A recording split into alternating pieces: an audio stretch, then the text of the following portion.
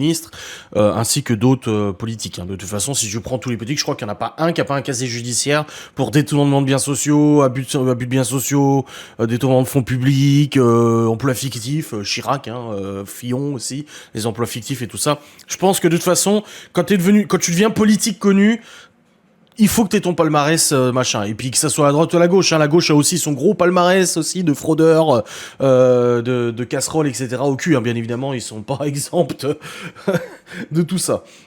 Mais du coup, aujourd'hui était donc le jour de décision du tribunal. Le tribunal judiciaire de Paris vient de décider de rendre inéligible Marine Le Pen ainsi que de nombreux députés et tout ça et d'autres personnes de son parti pendant 5 ans. Donc qu'est-ce que ça veut dire pour ceux qui suivent pas un peu la politique? Ça veut dire que Marine Le Pen ne peut pas se présenter aux élections présidentielles de 2027. C'est une loi qui a été votée par l'ancien parti, par Michel Sapin, il me semble, par l'ancien parti parti au pouvoir, donc à savoir François Hollande, je crois, hein, il me semble, c'est ça.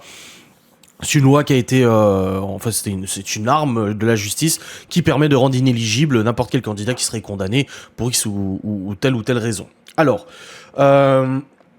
inéligible, ce qui veut dire pas de Marine Le Pen en 2027. Mon observation, mon avis là-dessus. Alors, comme j'ai dit à Laura, qu'on rende inéligible parce qu'il y a eu des condamnations et tout. Mais dans ce cas-là, rendons inéligible tout le monde. Dans ce cas-là, faisons ça pour tout le monde, tu vois.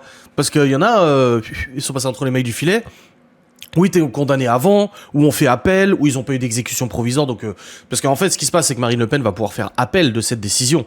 Soit se pourvoir en cassation, soit faire appel. Je crois que là, pour l'instant, c'est un appel, c'est pas un pourvoi en cassation. Pourvoi en cassation, c'est après un appel.